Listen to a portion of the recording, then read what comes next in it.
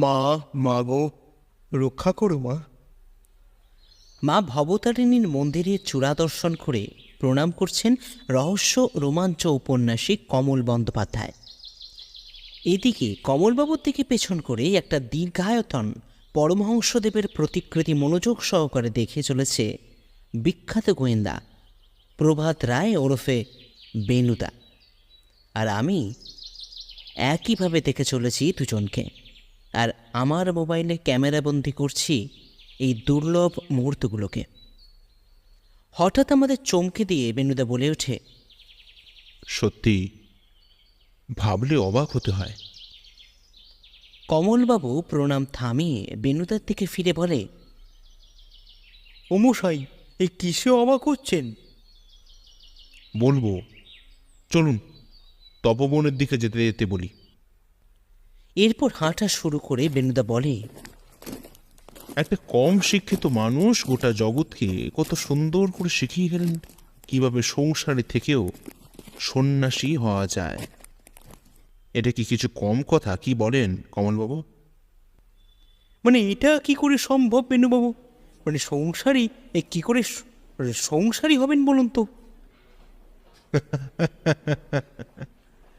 আপনাদের কাছে গেরুয়া বসন পরাটাই সন্ন্যাসের লক্ষণ। এর অন্তর্নিহিত মানে কিন্তু অনেক গভীর। আমি বলি, তাহলে বেনুদা? গেরুয়া একটা প্রতীক মাত্র, কর্মের প্রতীক। কিন্তু সবচেয়ে মুশকিল হলো সংসারে থেকে জগতের সকল ভোগের পিপাসা নিয়ন্ত্রণ করে নিজেকে ব্রহ্মের পথে অর্থাৎ বাঁচা বাড়ার পথে অগ্রসর করানো। পঞ্চবটি তলায় এক জায়গায় বসে কমলবাবু মাথা চুলকে বলেন, মানে মশাই, আপনার কথা কিছুই বুঝতে পারছি না। এই সব কথা এই ওভার ডেট। বেনুদা এবার একটা বিদ্রুপের হাসি হেসে বলে, আপনি বুঝতে চান না, তাই বুঝতে পারছেন না। আদতে প্রকৃত সত্য কি সেটা আপনিও কিন্তু খুব ভালো করে জানেন কমলবাবু। এরপর কমলবাবু কিছু বলতে যাবেন, অমনি পেছন থেকে একজনের ডাক শুনে আমরা কথা থামালাম। মিস্টার রায়। আমরা পেছন ফিরে দেখি এক বছর 40-এর ভদ্রলোক আমাদের দিকে হেঁটে আসছেন। তার পরনে সাদা ধুতি, পাঞ্জাবি, দেখেই বোঝা যায় বেশ আভিজাত্যপূর্ণ। আমাদের সামনে আসতেই বেনুদা নমস্কার জানিয়ে বলে, আরে নরেন্দ্রবাবু, আপনি এখানে বোধহয় পুজো দিতে এসছেন। আরে না না মশাই, স্রেফ আপনার খোঁজে। আপনার বাড়ি গেলে জানতে পারি আপনারা পুজো দিতে এই দক্ষিণেশ্বরে এসছেন। তাই সময় নষ্ট না করে আমি সিধে এখানে চলে আসি। বেশ তো। এই বলে বেনুদা আমাদের দুজনে পরিচয় করিয়ে দেয়। নয়নবাবু, উনি হলেন প্রখ্যাত সাহিত্যিক কমল বন্দ্যোপাধ্যায়। ও হল আমার খুড়তুতো ভাই পরেশরঞ্জন রায় ওরফে পার্শ্বে। আর উনি হলেন রামপুরের জমিদার বাড়ির উত্তরসূরি নরেন্দ্রনাথ লাহিড়ী। বর্তমানে ওনার বাবা শ্রী অলোকেশ রায়ই ওখানকার জমিদার মশাই। গত 3 বছর আগে একটা কেসে ওনাদের সঙ্গে আলাপ হয়, আর তারপরেই জমিদার শুধু নামেই মশাই, বর্তমানে সব কিছু দায়ভার সরকার বাহাদুরের হাতে। হ্যাঁ, তবে একটা প্রতাপ প্রতিপত্তি রয়েই যায়। বেশ তো, চলুন না, সামনে ক্যাফেটেরিয়া আছে, সেখানে বসে কথা বলা যাক। আপত্তি কিসের মশাই, বেশ চলুন। আমরা চারজন ক্যাফের একটা ফাঁকা জায়গায় গিয়ে বসি। কমলবাবু ইতিমধ্যে 4 কাপ আমেরিকানো অর্ডার দিলেন। নয়নবাবু এবার বললেন, মশাই, আপনাদের যে বিব্রতই ফেললাম সেটা ভালোই বুঝতে পারছি। কোথায় আপনারা পুজো দিতে মা ভবতারিণীর কাছে এসেছেন, তারই মধ্যে এসব নিয়ে আপনি কিচ্ছু ভাববেন না। কমলবাবু এবার বলেন, এমনিতেও আমাদের পুজো দেয়া হয়েই গেছিল। বেশ। কথার মাঝে 4 কাপ আমেরিকানো আমাদের সামনে চলে আসে। বেনুদা তাতে চুমুক দিয়ে বলে, বেশ মিস্টার লাহিড়ী, কিভাবে আপনাকে সাহায্য করতে পারি যদি বলেন? নরেনবাবু বলেন, মিস্টার রায়, আপনার কাছে আসার সবচেয়ে বড় কারণ হলো আমার বাবা। আসলে উনি এক প্রকার আপনার কাছে আসার জন্য আমাকে বলেন। এবার যদি আপনি আমাদের সাহায্য করেন তাহলে। আরে এইরকম কেন বলছেন বলুন তো মিস্টার লাহিড়ী? অলোকেশবাবু যখন আপনাকে পাঠিয়েছেন তখন আমার যথাসাধ্য চেষ্টা আমি অবশ্যই করব। ধন্যবাদ। দেখুন মিস্টার রায়, একটা কথা এখানেই বলে রাখা ভালো। আসলে আসলে বাবা নন, আপনাকে এই রহস্য সমাধানের করবার জন্য আমি বাবাকে বলি। বাবা প্রথমে পুলিশের ওপরই ভরসা রাখেন, কিন্তু আমি ব্যাপারটাকে পরিবার কেন্দ্রিক রাখতে আপনার দ্বারস্থই হই। ঠিক আছে, সেটা বড় কথা নয়, কিন্তু আপনি একটু বিষয়টা যদি খুলে বলতেন। বেশ। এই বলে নরেনবাবু কিছুক্ষণ চুপ থেকে নিজের ভাবনাগুলোকে মাথার মধ্যে সাজিয়ে বলতে শুরু করলেন। আমাদের জমিদার বাড়ি গত 250 বছর ধরে মা জগদ্ধাত্রী পূজা আরাধনা করছেন। বছরের ওই 5টা দিন আমরা খুব ধুমধাম সহযোগে মায়ের আরাধনা করে থাকি, এবং বর্তমানে এটা শুধু আমাদের পরিবারের মধ্যেই নেই, এটা ছড়িয়ে পড়েছে আমাদের গোটা গ্রাম এবং তার আশেপাশে গ্রামেও। লাহিড়ী বাড়ির মা জগদ্ধাত্রী এখন সকলের রানী মা। হ্যাঁ, আমি শুনেছিলাম বটে, এবং আমি এটাও শুনেছি এই পুজোর মাহাত্ম্য কিন্তু যথেষ্ট। সন্ধি পুজোর রাতে মহিষ বলি প্রথাও আছেন না? আপনি ঠিকই বলেছেন প্রভাতবাবু। কমলবাবু অবাক হয়ে বলেন, মানে মশাই, এই পশু হত্যা? আগে আসলে বিষয়টা এখন মানুষের কাছে অন্ধবিশ্বাসে পরিণত হয়েছে। মানে আপনারা মশাই বন্ধ করার চেষ্টা করেননি? করেছিলাম কমলবাবু, কিন্তু সেই বছরই গোটা গ্রামে মহামারী দেখা দেয়, আর তারপরেই সাধারণ মানুষের চাপে আমাদের বলতে পারেন এক প্রকার জোর করেই। এরপর কিছুক্ষণ চুপ করে যান মিস্টার লাহিড়ী। তারপর কফির কাপে চুমুক দিয়ে এক দৃষ্টিতে তাকিয়ে থেকে বলেন, আর একটা প্রথাও আছে মিস্টার রায়, আর যার জন্যই আপনার কাছে ছুটে আসা। বেনুদা জিজ্ঞাসু দৃষ্টিতে বলে, কি প্রথা? নবমীর দিন কুমারী পুজোর সময় রানীমাকে একটা গোলাপি মুক্তের নেকলেস পরানো হয়ে থাকে। মানে মশাই, আবারও প্রিংপাল? বলে ওঠেন কমলবাবু। আমি বুঝতে পারছি তার পুরানো স্মৃতি মনে পড়ে যাচ্ছে। নরেনবাবু বলেন, হ্যাঁ, গোলাপি মুক্ত, আর ওটাই আমাদের রীতি। গত 250 বছর ধরে ওই একইভাবে ওই রীতি আমরা মেনে চলছি। মহারাজা ভূপেন্দ্র নারায়ণ এই প্রথা আবির্ভাব করেন, আর তারপর থেকেই। কিন্তু কিসের কিন্তু নরেনবাবু? গত 2 দিন আগে আমি ওটা বার করে সিন্ধুক থেকে ওটা এই জৌরির কাছে নিয়ে যাওয়ার জন্য, কিন্তু কিন্তু লক্ষ্য করি ওটার মধ্যে সেই জেল্লার নেই। মানে? হ্যাঁ মিস্টার রায়, আসলে এত বছর ধরে ওটাকে দেখতে দেখতে আমার ওটার বিষয় খুব ভালো করে বুঝতে শিখে গেছি। আমি বুঝতে পারি যে ওটা নকল। কমলবাবু নরেনবাবুর দিকে ঝুঁকে পড়ে বলেন, বলেন কি মশাই? বেনুদা বলে, অলোকেশবাবু কি বললেন? বাবারও এক কথা। বুঝলাম। তা সিন্ধুকটা কোথায় থাকে? বাবার ঘরেই থাকে, আর বাবা বেশিরভাগ সময়টাই তার নিজের ঘরেই কাটান। বুঝতেই পারছেন, বয়স হয়েছে, তাই তিনি ঘর ছাড়া খুব একটা হন না। কারণ আর ব্যবসা যা যদি বলেন, ব্যবসা বাবা আমার হাতেই পুরো তুলে দিয়েছেন, তাই বাবাকে আর কলকাতা আসতে হয় না। অদ্ভুত ব্যাপার।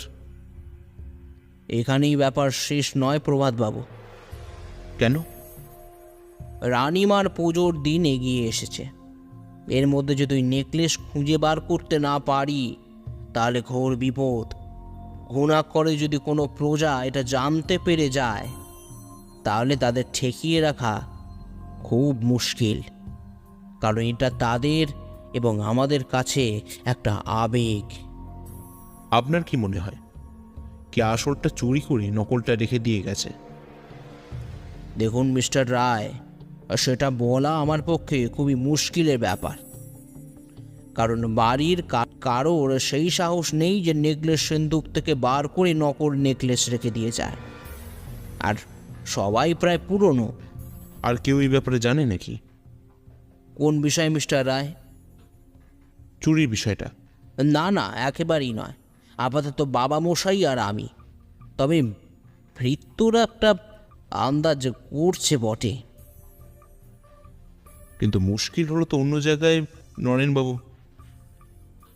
পুজোতে মাত্র 1 সপ্তাহ বাকি, আর এর মধ্যে।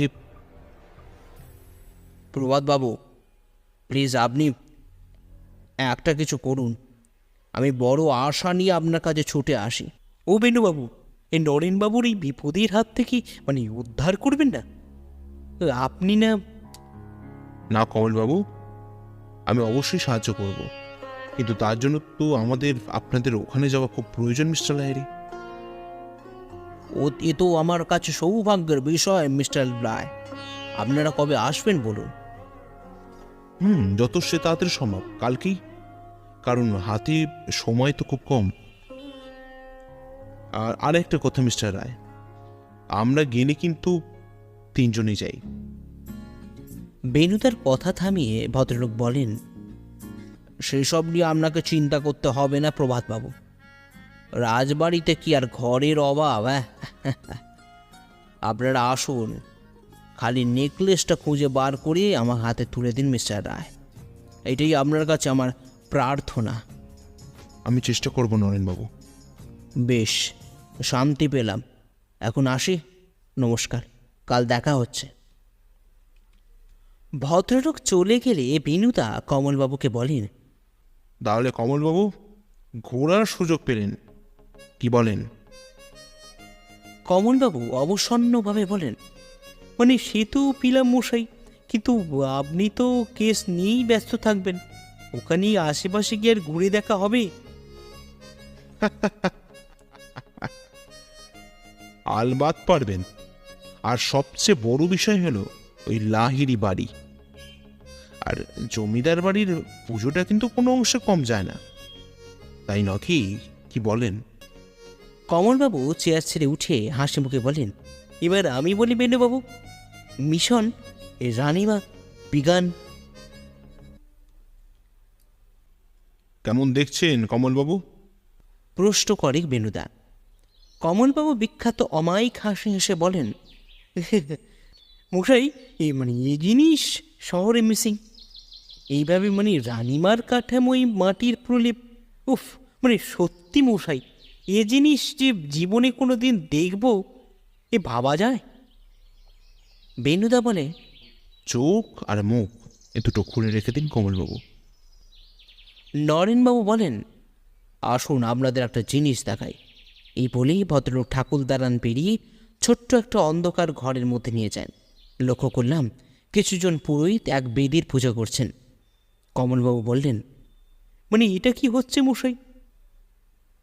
বেণুদা নরেনবাবুকে বলে, এটাই বোধহয় রানিমার আদিভূমি। একদম ঠিক ধরেছেন প্রভাতবাবু। আমাদের পুজো শুরু হওয়ার আগে এখানে পুজো হয়, তারপর ঠাকুর দালানে। সত্যি মশাই, এই ভাগ্যিস এলাম। মিস্টার লাহিড়ী, যদি কিছু মনে না করেন তাহলে জমিদার মশাইয়ের সাথে দেখা করা যেতে পারে কি? কারণ হাতে সময় আমাদের কিন্তু খুব কম। হ্যাঁ মিস্টার রায়, আসুন।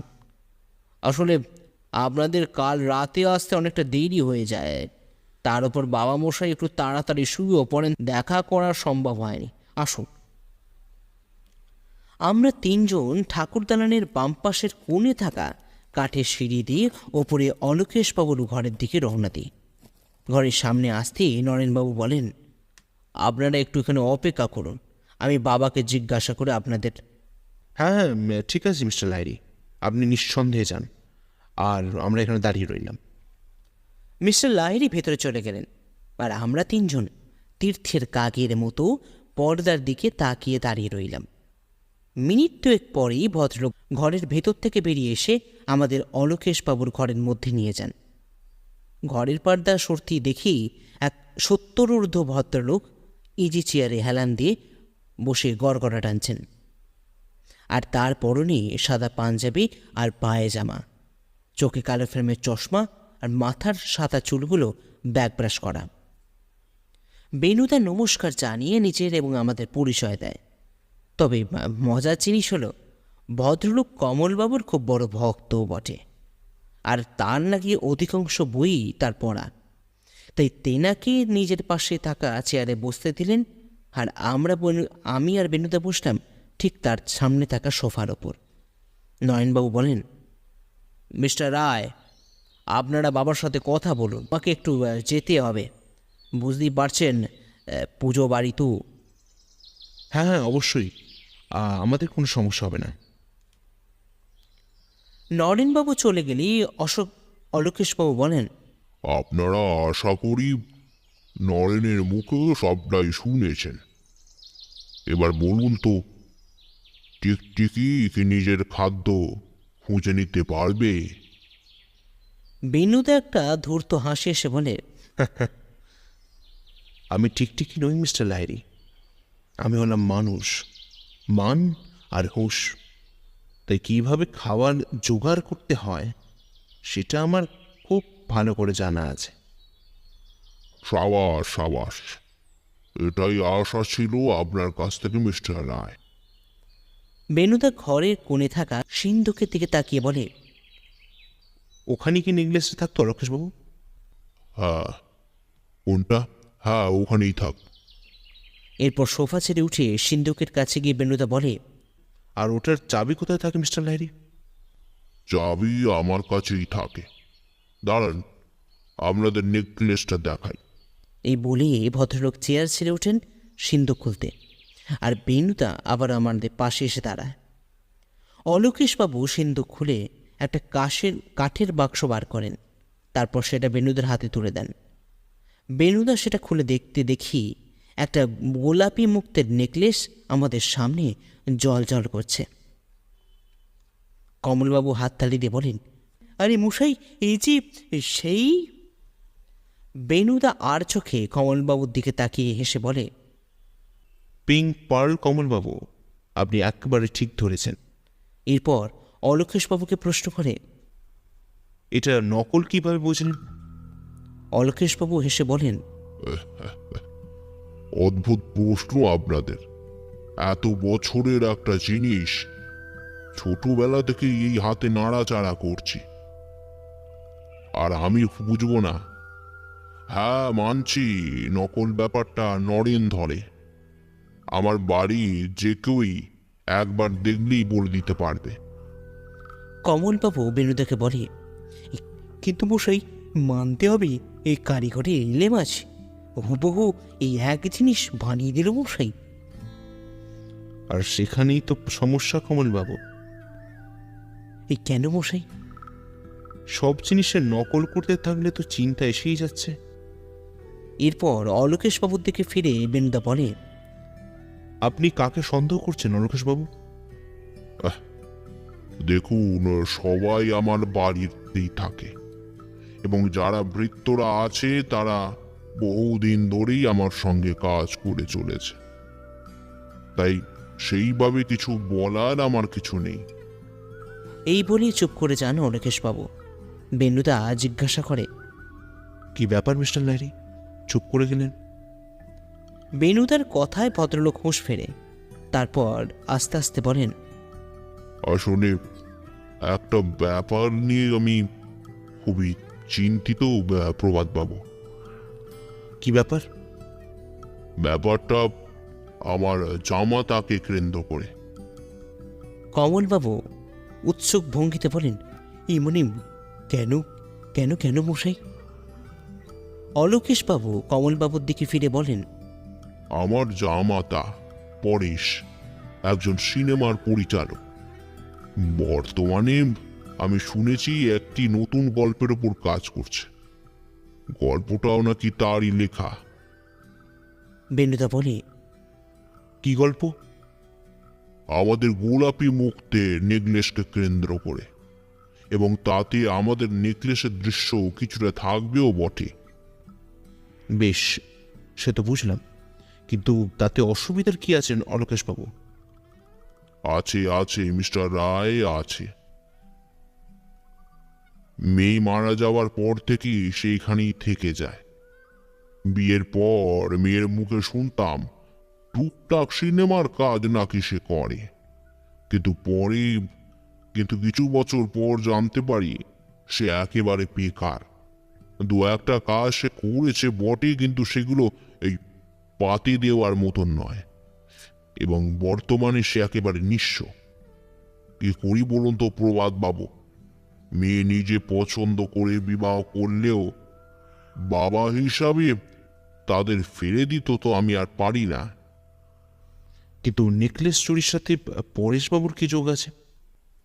সেটা আমি বলতে পারবো না, তবে শুনেছি নতুন ছবি করতে নাকি অনেক অর্থের প্রয়োজন, তাই হয়তো।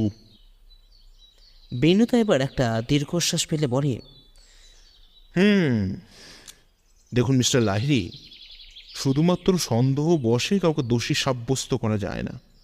তবে হ্যাঁ, আমি আপনার সন্দেহের নিরাকরণ করার চেষ্টা অবশ্যই করব।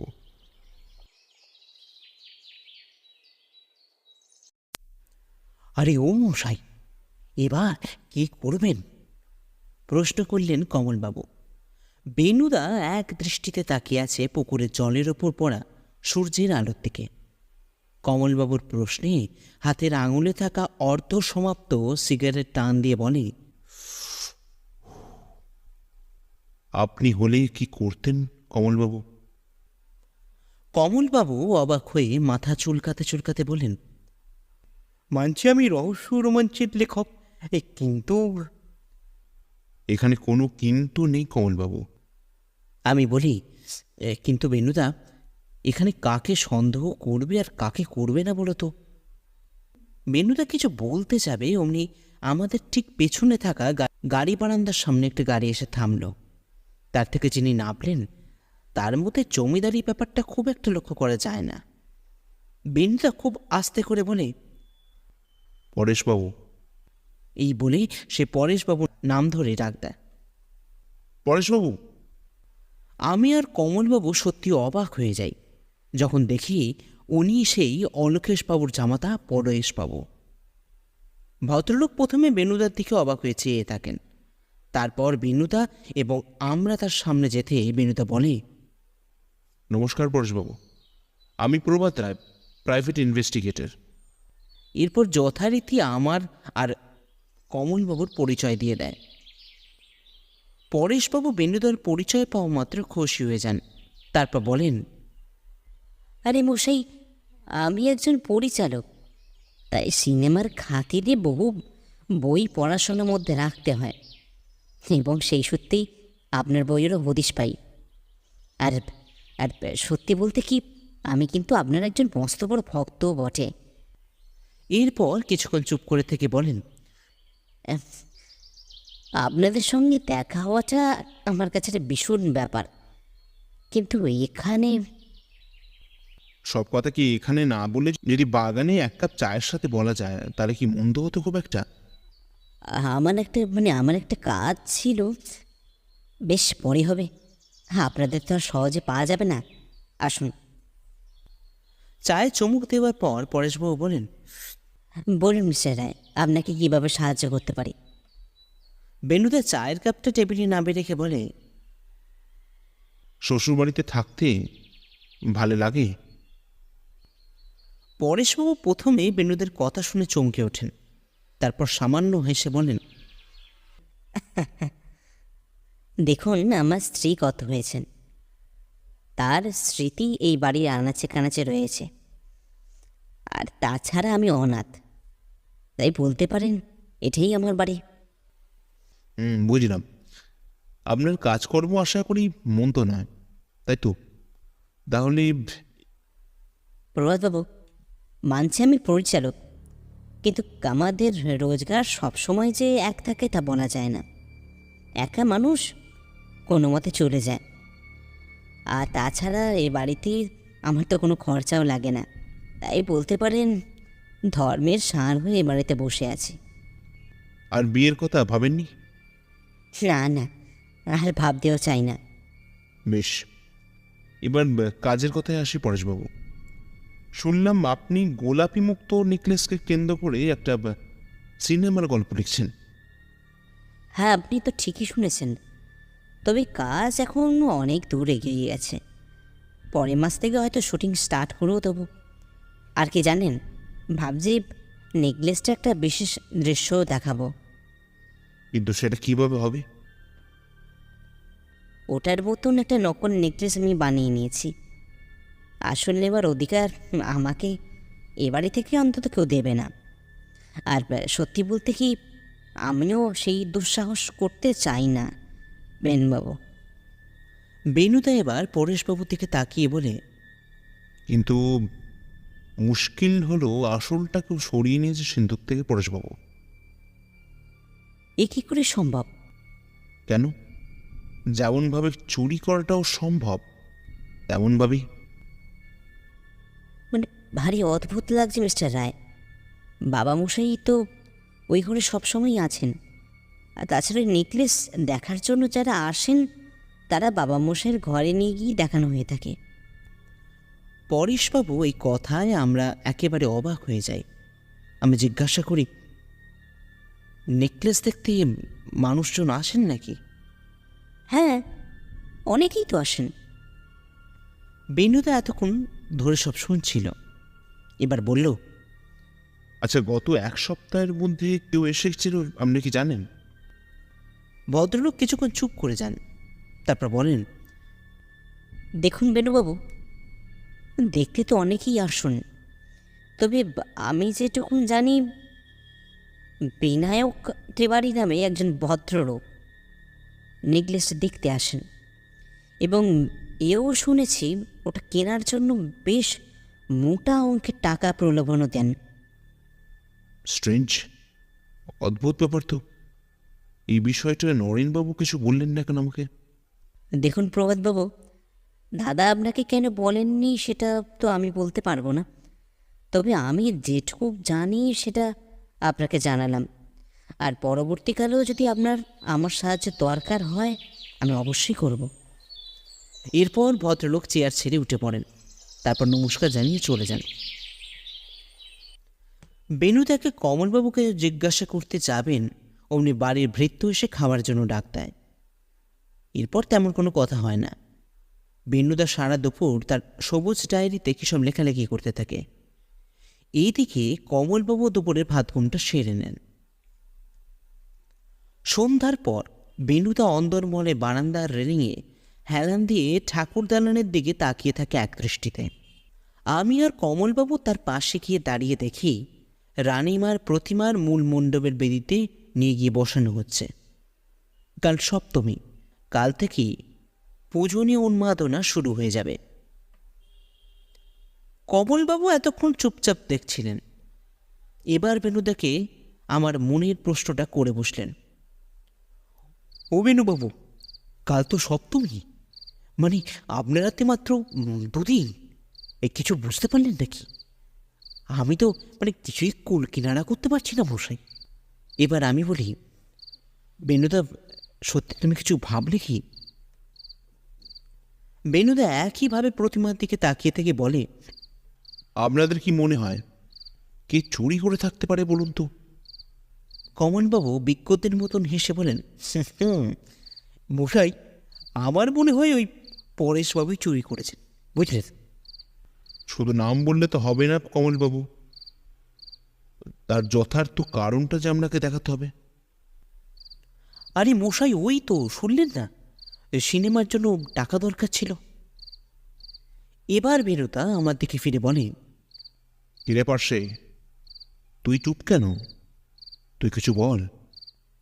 আমি বলি, দেখো বেনুদা, সত্যি বলতে কি, যে মানুষ যেছে তোমাকে সব কথা জানিয়ে দিয়ে যায় তাকে কিভাবে চোর বলে সম্বোধন করি বলো তো? এটা তুই ঠিক বলেছিস, কিন্তু এটাও তো হতে পারে নিজের দিক থেকে লক্ষ্য ঘোরানোর জন্যই হয়তো পরেশবাবু এমনটা করেছেন। হ্যাঁ, হতে পারে। আমাকে কথা থামাতে হলো, কারণ নরেনবাবু আমাদের দিকে আসছেন। ভদ্রলোক বলেন, প্রভাতবাবু, কাল মহাসপ্তমী, আর আর মাত্র 2 দিন সময় আপনার হাতে। আজ কিছু জানতে পারলেন নাকি? বেনুদা সিধে হয়ে দাঁড়িয়ে বলে, মিস্টার লাহিড়ী, একদিনে কিছু করা সম্ভব নয়। হ্যাঁ, তবে কিছু তথ্য অবশ্যই পেয়েছি আমি, বাকিটা দেখি কি করতে পারি। এরপর কিছুক্ষণ চুপ থেকে বেনুদা বলে, আর আচ্ছা, আপনি বিনায়ক তিওয়ারি নামে কাউকে চেনেন? নরেনবাবু বেশ কিছুক্ষণ চিন্তা করে থাকেন, তারপর বলেন, হ্যাঁ হ্যাঁ, মিস্টার রায়, উনি একজন বড় ব্যবসায়ী বটে। এই কিছুদিন আগে বাবার কাছে উনি একটা নেকলেসটা দেখতে আসেন, কিন্তু উনি কি করলেন মিস্টার রায়? না না, কিছু করেননি, এমনি জিজ্ঞাসা করছিলাম। বেশ, রাতে ডিনারটা হয়ে গেছে, আপনারা বরং চলে আসুন। এই বলেই ভদ্রলোক চলে গেলেন। খাওয়া দাওয়ার পর বিনুদা কাউকে ফোন করে, তারপর বলে, তাড়াতাড়ি শুয়ে পড়, আর পারলে কাল কমলবাবুকে নিয়ে বাড়িটা একবার ঘুরে দেখিস। আমি বলি, কিন্তু তুমি? আমাকে একটু কাল সকালে বেরোতে হবে রে পাশে, হয়তো ফিরতে ফিরতে রাত হয়ে যাবে, চিন্তা করবি না। তারপর কমলবাবু থেকে ফিরে বলে, কি কমলবাবু, কালকে দিনটা সামলাতে পারবেন তো? এই শাটেললি। বেনুদা আজ সকালেই বেরিয়ে পড়েছে, আর সত্যি বলতে কি, ও কোথায় গেছে বা কি করবে সেটা আমরা কিছুই জানি না। কমলবাবু রাতে একবার জানার চেষ্টা করেছিলেন বটে, কিন্তু বেনুদা তার কোনো সদুত্তর দেয়নি। তাই আজ সকালবেলা আমি আর কমলবাবু বেরোলাম এই জমিদার বাড়িটা এক্সপ্লোরেশনে। প্রথমে গেলাম ঠাকুর দালানে, আর সেখানে যেতেই দেখা হলো নরেনবাবুর সঙ্গে। তিনি বলেন, সকালবেলা প্রভাতবাবুর সাথে দেখা হলো, উনি তো বললেন কিছু দরকারে বেরোচ্ছেন। কমলবাবু হেসে বলেন, হ্যাঁ মানে এই উনি ওরকমই, আপনি ওসব নিয়ে ভাববেন না মিস্টার লাইট, উনি ঠিক সময় ফিরে আসবেন। নরেনবাবু একটু চিন্তিত মুখে বললেন, চিন্তা অন্য জায়গায় কমলবাবু, আসলে কাল রাতে আবার চোর আসে, ছাদে পায়ের আওয়াজও পাওয়া যায়। আমি শুনতে পেরে একটা হাঁক দিই, আর তারপরেই সব পালিয়ে যায়। কাউকে ধরতে পারিনি। এইসব যে হচ্ছে এই লাহিড়ী বাড়িতে কে জানে। এরপর আমার দিকে তাকিয়ে বলেন, যাই হোক, আমি পাহারা আরও বাড়িয়ে দিয়েছি, আপনারা বরং বাড়িটা ঘুরে ঘুরে দেখুন, তবে সাবধানে। মিস্টার লাহিড়ী এই বলে চলে গেলেন। কমলবাবু বলেন, এ কি হে ভাইয়া, এখন এসব কখন ঘটলো হে? আমি তো কোনো আওয়াজই পাইনি। সে তো আমিও পাইনি কমলবাবু, একবার যাবেন নাকি? অবশ্যই। আমি আর কমলবাবু ছাদে পৌঁছে এদিক ওদিক তাকিয়ে দেখতে থাকি, কোথাও কিচ্ছু নেই। এদিকে কমলবাবু দূরের প্রকৃতির শোভা দেখে পাঁচিলের ধারে যেতেই উনি আমাকে ডাক দেন। আমি যেতেই ভদ্রলোক একটু বিস্মিত হয়ে বলেন, এই ওটা কি ভায়া? আমি ভালো করে দেখি কয়েক ফোঁটা রক্তের দাগ। আমি বলি, তার মানে কাল সত্যি আততায়ী এসেছিল কমলবাবু। এবার কি করবে ভায়া? অপেক্ষা করতে হবে কমলবাবু, অপেক্ষা করতে হবে। যতক্ষণ না বেনুদা ফিরছে ততক্ষণ তো বটেই। বেনুদা ফিরতেই অনেকটা রাত হয়ে গেল। তারপর ডিনার শেষ করে বেনুদা নিজের ডায়েরিটা নিয়ে বসতেই কমলবাবু বলেন, আরে ও মশাই, এখানে যে কেলেঙ্কারি মশাই। কিসের কেলেঙ্কারি? আরে মশাই, কাল রাতেই এই লাহিড়ী বাড়িতে চোর আসে, তাও আবার ছাদের উপর দিয়ে। জানি তো। এই জানেন মশাই? মানে কিভাবে মশাই, কিভাবে? কারণ সেই চোরকে আমি এক ঘুষিতে কুপঘাত করে পালাতে বাধ্য করি। আমি বলি, তাহলে আমরা জানতে পারলাম না কেন? সেটা ক্রমশ প্রকাশ্য পার্শ্বে। আজ আপাতত শুয়ে পড়, কাল অনেক কাজ বার্তা বাকি। এরপর বেনুদার কিছু বলে না, ডানিটা বন্ধ করে শুয়ে পড়ে। অগত্যা আমরাও শুয়ে পড়ি। আজ মহা অষ্টমী তিথি। ঠাকুর দালানে রানীমার ঘটা করে পুজো চলছে। এদিকে আমরা বসে আছি অলোকেশবাবুর ঘরে। আমরা মানে আমি, বেনুদা, কমলবাবু, নরেনবাবু, পরেশবাবু এবং অবশ্যই জমিদার অলোকেশ লাহিড়ী। ঘরের মধ্যে এখন নিশ্ছিদ্র নীরবতা, কারোর মুখেই কোনো কথা নেই। বেনুদা তার তীক্ষ্ণ দৃষ্টি দিয়ে একে একে সবাইকে দেখে চলেছে। আমাদের ঠিক সামনে বসে থাকা নরেনবাবু এবার বলে ওঠেন, মিস্টার রায়, ক্ষমা করবেন আমাকে, যদি কিছু মনে না করেন তাহলে কী জন্য এখানে ডেকেছেন যদি বলেন তো আমার পক্ষে খুব ভালো হয়। বুঝতেই পারছেন পুজো বাড়ি তো। না না মিস্টার লাহিড়ী, আমি আপনার বেশি সময় নেব না। সত্যি তো আপনি এখন খুবই ব্যস্ত মানুষ, কিন্তু সমস্যা হলো আপনার কথাগুলো শোনাটাও কিন্তু ভীষণ প্রয়োজন মিস্টার লাহিড়ী, কারণ এটার সঙ্গে জড়িয়ে আছে রানীমার সম্মান। এরপর বেনুদা কমলবাবুর দিকে মুখ ফিরিয়ে বলে, আচ্ছা কমলবাবু, আপনি গতকাল রাতে আমাকে জিজ্ঞাসা করেছিলেন না যে আমি চোরের আশার আওয়াজ পেলাম কি করে, কিন্তু আপনারা পেলেন না। হ্যাঁ বেনুবাবু, আসলে সেদিন রাতের ডিনারে যে পায়েসটা আপনারা খেয়েছিলেন না, তার ভেতরে ঘুমের ওষুধ মেশানো ছিল, কিন্তু আপনারা তাদের সবাই খেয়েছিলেন। হ্যাঁ তা তো খেয়েছিল মশাই। আর সেই পায়েসেই রাখা ছিল ঘুমের ওষুধ। আপনারা সেই জন্য গভীর নিদ্রা দেন। জেগে রইলাম শুধু আমরা 3 জন। আমি বলি, 3 জন? কে বেনুদা? বেনুদা হেসে বলে, প্রথম আমি, দ্বিতীয় হলেন নরেনবাবু, আর তৃতীয় হলেন নরেনবাবুর পিতামশাই মানে বর্তমান জমিদার অলোকেশ লাহিড়ী। নরেনবাবু এবার বলেন, কিন্তু ঘুমের ওষুধ মেশালো কি মিস্টার রায়? কেন, ওই যে বললাম অলোকেশবাবু। বাবা? হ্যাঁ নরেনবাবু, অলোকেশবাবুই। এদিকে অলোকেশবাবু দৃঢ় কণ্ঠে বলে ওঠেন, আপনার কাছে কোনো প্রমাণ আছে নাকি মিস্টার রায়? বেনুদা হেসে বলে, প্রমাণ? তারপর চেয়ার ছেড়ে উঠে অলোকেশবাবুর কাছে গিয়ে বলে, বিনায়কবাবুকে চেনেন মিস্টার লাহিড়ী? আমি লক্ষ্য করলাম বেনুদার মুখে এই কথা শুনে অলোকেশবাবু কেমন যেন স্থির হয়ে যান, যেন অজানা কোনো পাশবিক অত্যাচারে কথা তার মনে কিছু পড়ে না। বেনুদা এবার আমাদের সামনে পায়চারি করতে করতে বলে, তার মানে ধরে নেওয়া যেতেই পারে আপনি ওনাকে চেনেন। অলোকেশবাবু বলেন, চিনি তো, একবার এসেছিলেন নেকলেসটা দিতে। আমাদের অবাক করে বেনুদা হাসতে থাকে, তারপর বলে, আমাকে দেখে কি মূর্খ বোধ করছেন অলোকেশবাবু? আপনি হয়তো ভুলে গেছেন প্রভাত রায় আপনার সামনে দাঁড়িয়ে আছে। আমি যা কিছু বলি তার পিছনে অবশ্যই কিছু যুক্তি থাকে। এরপর নরেনবাবুর দিকে তাকিয়ে বেনুদা বলে, বিনায়কবাবু হলেন আপনার বাবার ব্যবসায়িক সহকারী। ওনারা দুজনে মিলে একটা নতুন ব্যবসা শুরু করতে যাচ্ছিলেন, কিন্তু তার জন্য প্রয়োজন ছিল অনেক অর্থের। তাই অলোকেশবাবু স্থির করলেন নেকলেসটা বেচে তার থেকে পাওয়া অর্থ তিনি এই ব্যবসার কাজে ব্যবহৃত করবেন। নয়নবাবু বলেন, কিন্তু বাবা এমনটা করলেন কেন? নেকলেসটা তো আমাদের বাড়িরই একটা ঐতিহ্য। আসলে উনি ব্যবসায় সাফল্যের লোভে এমনটা করে ফেলেন। বলে না, লোভে পাপ আর পাপে মৃত্যু।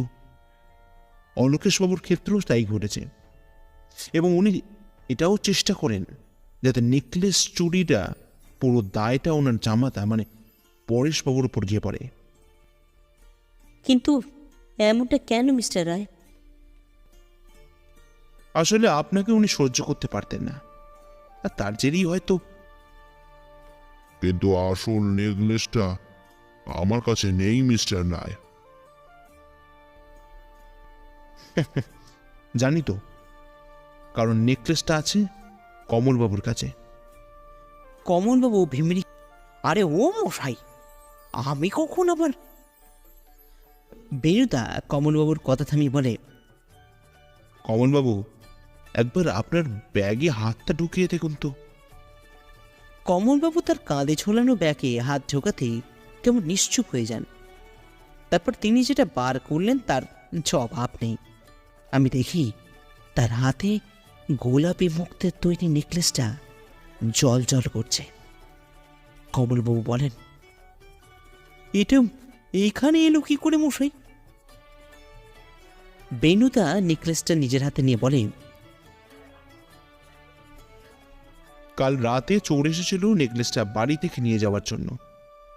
অলোকেশবাবু চোরের হাতের নেকলেসটা দিয়ে পাঠিয়েও দিয়েছিলেন, কিন্তু বাঁধা হয়ে দাঁড়াই আমি। এক ঘুষিতে তার কাছ থেকে নেকলেসটা কেড়ে নিয়ে কমলবাবুর ব্যাগে রেখে দিই। অলোকেশবাবু বলেন, ধন্যী মশাই আপনার অধ্যাবসায়। আমি মনস্থির করেছি বিনায়কের সাথে ব্যবসা আর করব না। পরিবারের জিনিস পরিবারেই থাক। বেনুদা এবার নেকলেসটা অলোকেশবাবুর দিকে এগিয়ে দিয়ে বলে, তাহলে আপনার জিনিস আপনি ধরুন।